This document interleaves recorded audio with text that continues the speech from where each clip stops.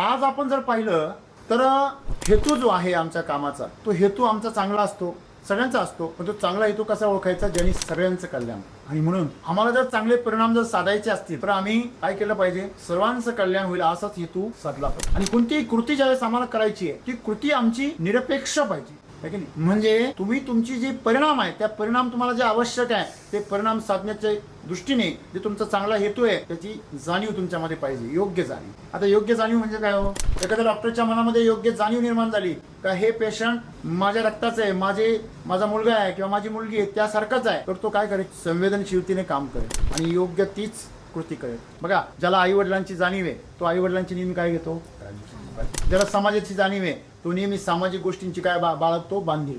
ज्याला आपल्या जबाबदाऱ्यांची जाणीव आहे त्याची कृती नेहमी कशी असते, जबाबदारच असते. पण ज्याला जाणीवच नाहीये तो काय करतो, चुकीची कृती करतो. आणि हेतू चांगला असतो. आणि म्हणून सद्गुरूने आज सांगितलं, केवळ चांगला हेतू पुरेसा नाही. तुम्हाला दुसऱ्याचं पण कल्याण करायचंय, तुमचंही करायचंय, ठीक आहे, चांगली गोष्ट आहे. पण त्यासाठी ते आवश्यक परिणाम साधले जात आहे का, अशाच प्रकारची जाणीव ठेवून कृती केली पाहिजे. नाहीतर ही परिस्थिती तुम्हाला रडवल्याशिवाय राहणार. आणि म्हणून सद्गुरू आमच्या काळजीपोटी असं म्हणतात की तुम्ही नेहमी जी कृती कराल ती योग्य असली पाहिजे, त्याची जाणीव योग्य असली पाहिजे आणि योग्य परिणाम साधले गेले पाहिजे. म्हणजे तुमच्या हेतूचं काय होणार आहे, पूर्णता होणार.